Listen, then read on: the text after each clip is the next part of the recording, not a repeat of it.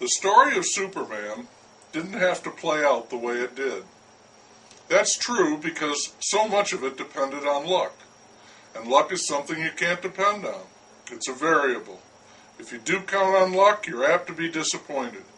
There is good luck and bad luck. Let's say, for the sake of the premise of the story, that the scientist, Jor-El on Krypton, was one hell of a talented scientist. He was smart enough to know that his planet's sun was going to explode and destroy his world. He was smart enough to build a rocket that could blast his infant son into outer space, escaping that destruction, and he was smart enough to program that rocket to fly through millions of miles of space to arrive at a planet on which his son could live.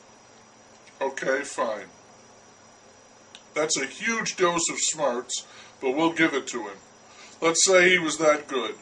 But after that, he's got to depend on luck. The spacecraft lands safely, his son is still alive, but then what? In the story, he's found by the Kents, a childless farm couple who keep his secret and raise him as their own son with tender and loving care. Perfect. That was very good luck. What if he hadn't been so lucky? What if he'd landed in Watts, or Somalia, or Jerusalem?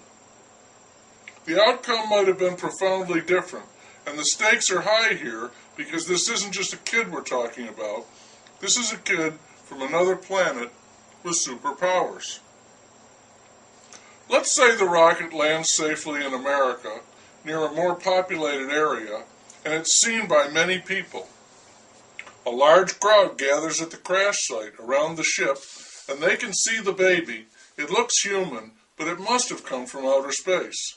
This is far too important to be entrusted to anyone but the government. In this case, because it landed by chance in America, the United States government. This is clearly a potential threat to national security. The system kicks in, certain precautionary steps are taken. The baby is taken to a secure facility where it is cared for. From time to time, reports are issued about the infant. He's growing, he's healthy, he can communicate, he does seem to have some sort of special powers. The people hear this and they wonder if the government is telling them everything. They're not sure. The baby is raised to be the ultimate weapon, tipping the global balance of power in favor of the United States, which is free to impose its will on the rest of the world. It does so, from its point of view, benevolently. But make no mistake, anyone who seriously opposes America, they get paid a visit by Superman. Our hegemony, as they like to call it, would be unquestioned. It would include the entire planet, thanks to Superman. In the geopolitical struggle, he's a game changer. Or the rocket could have landed, once again in America, without attracting notice. The baby is found and listed as a missing person. When no one claims him, he's placed into foster care. He's raised in a house with 5 other foster kids, and he's neglected and abused as they are. His adoptive parents, both hooked on drugs and alcohol, can see that this kid is some kind of freak, which might prove useful when he's older. In the meantime, he's savagely beaten. Because it has little effect on him, he can take it, and they even experiment with various cruelties to see how much punishment he can absorb. He's sexually molested by his foster father, and he grows up to be a vicious psychopath like Charlie Manson, only worse because of what he can do.